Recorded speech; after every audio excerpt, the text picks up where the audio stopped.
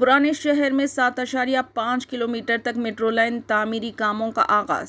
400 जायदादों के हुसूल अराजियात के लिए नोटिफिकेशन की इजराई। Metro MD NVS Reddy. पुराने शहर में मेट्रो रेल चलाने की तैयारियों का आगाज कर दिया गया है। हुसूल अराजियात के कामों में तेजी पैदा कर दी गई है। हैदराबाद मेट्रो रेल के मैनेजिंग डायरेक्टर NVS रेड्डी ने बताया कि MGBS ता चंद्रायनगुट्टा तक तकरीबन 7.5 किलोमीटर मेट्रो रेल चलाने के लिए 1200 जायदादें हासिल करने की निशानदही की गई है।